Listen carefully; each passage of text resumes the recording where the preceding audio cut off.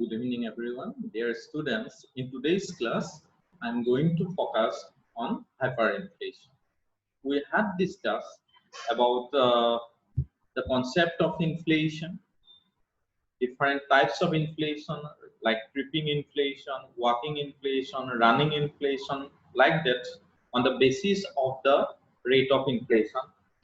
Uh, Today, we are going to discuss hyperinflation, which is something different from the other concept or types of inflation. So let's see what is hyperinflation.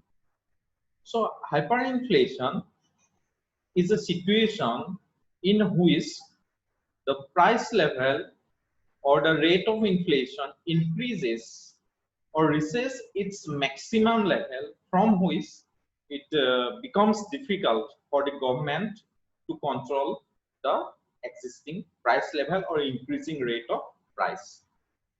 In hyperinflation, the rate of inflation per month is more than 50%.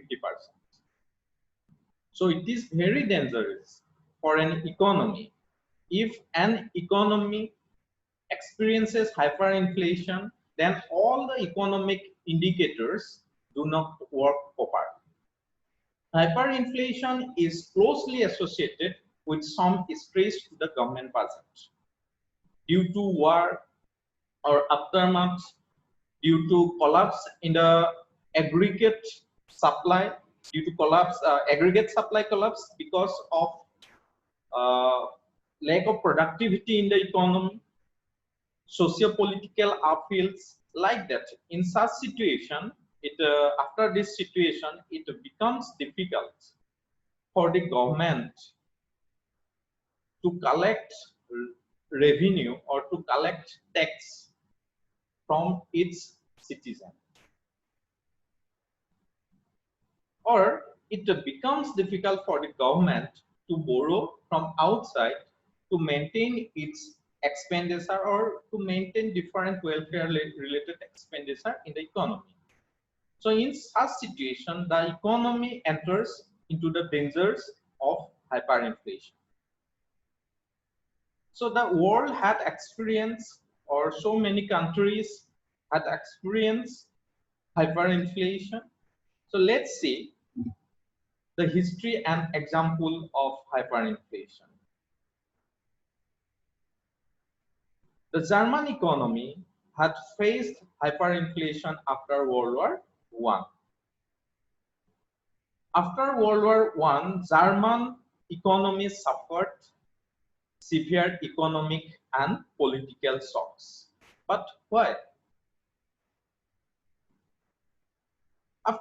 When German lost World War I, German had to pay lots of reparation in the form of or through installment basis, mainly to France, Belgium, countries like that. So at the initial stage of World War I, German Emperor was Wilhelm II, and the Parliament of German was known as Reichstag. So they had decided to fund the war through borrowings. And during that time, it was highly criticized by the financial experts not to take such type of steps because the economy will face danger in the coming days. But the Reichstag or the emperor did not listen to the financial experts, and they had implemented this strategy. And the government believed that they would be able to pay off the debt through by winning the war, as it would be able to annex the resources industrial territory of the East and West, and so that they can pay off their debt, related debt to the war. But it was not so easy.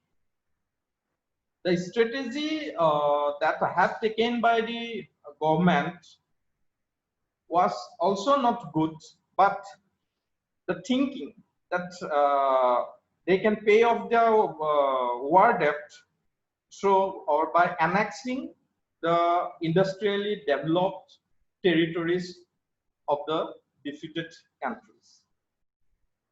The strategy failed as Germany lost the war, which left the new Weimar Republic saddled with massive war debts that it could not afford. And after that, their strategy was to print currency without having any economic resources. They used to pay reparation, war reparation through printing of currencies. But this decision was more worsened than that before it was taken by the German emperor and the Reichstag to fund the war for borrowings. And now the decision of the government to pay the reparation through printing of new currency was very dangerous than that the earlier one. So what happened to German economy after that? In April 1921, the Reparation Commission announced London payment plans. And here the commission ordered to German government that they should pay the reparation through installment basis of 2 billion gold marks plus 26% of the value of German exports.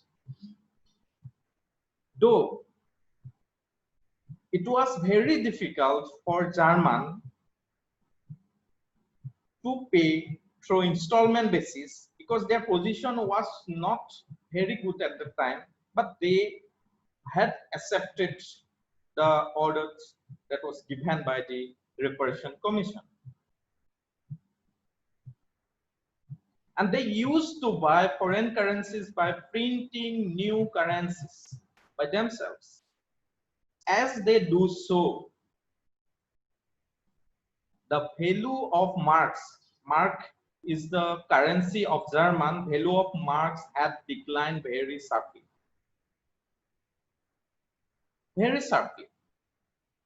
And in 1923, before that, in 1922, German failed to pay the reparations to France and Belgium, and that is why the France and Belgian troops occupied the Ruhr Valley of Germany. The Germany's main industrial region was Ruhr. In January 1923, France and Belgian troops occupied the Ruhr Valley. Reparations were to be paid in goods such as coal, and the occupation was supposed to ensure reparations payments. So, as a result of which, the condition of German economy became more worsened, and the value of marks had declined very sharply. You cannot imagine that the value of German currency was 48 paper marks required to buy a US dollar in the late 1919, and it was 4,200 billion German marks against $1 US in 1923, November 1923. So this situation that German had experienced after World War I can be termed as hyperinflation. So another case in the Zimbabwean economy. After getting independence in 1980, the value of Zimbabwean dollar was very good, or the German dollar was more valuable than United States dollar. Their economic indicators were very good at the time. Zimbabwe experienced strong growth and development after its independence. But from 1991 to 1996, the Zimbabwean president Robert Mugabe had undertaken one economic reform through economic structural adjustment program.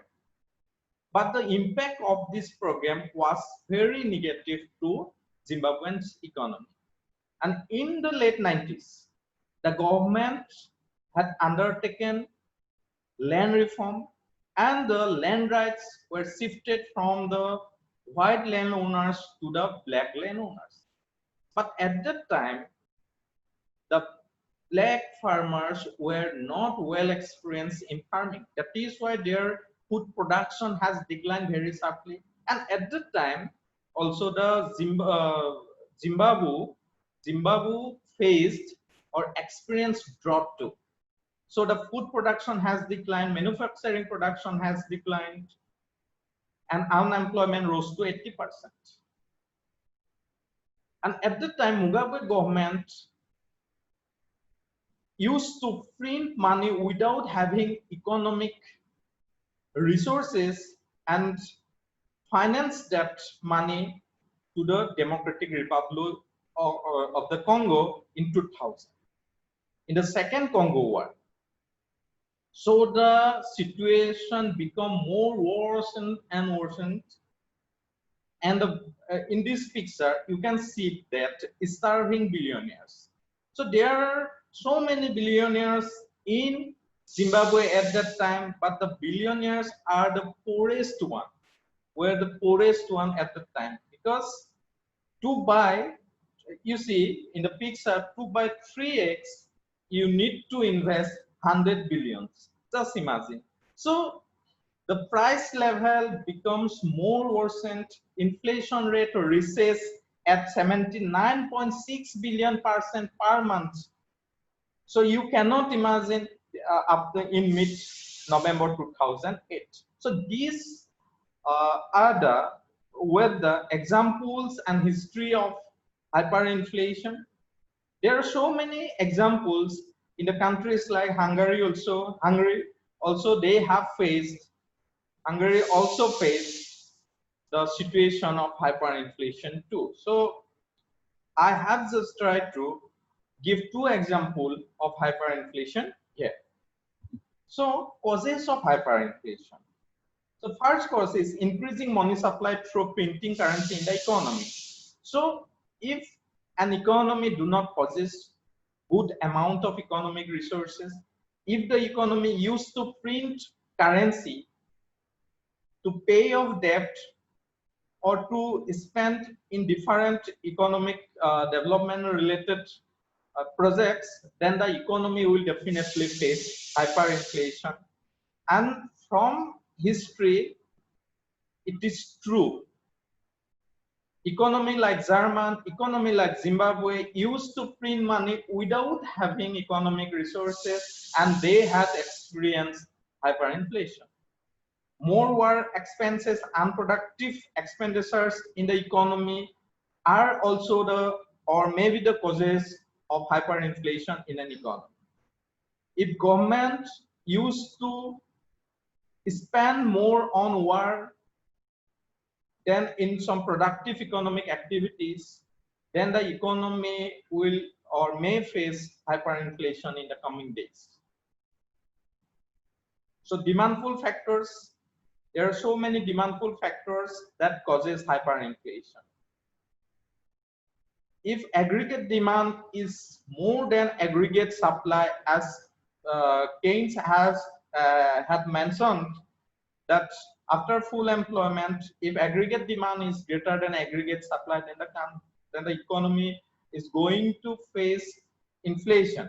But if the demand is much higher than the aggregate supply, then the economy may face hyperinflation or situation like hyperinflation. So improper government policy. So when government invest in different development projects or undertake different policies, they need to examine the policy very well.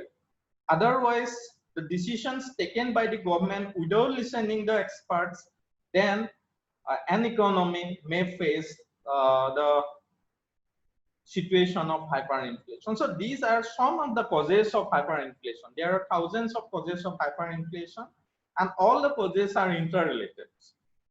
So in this class, we have discussed about the concept of hyperinflation,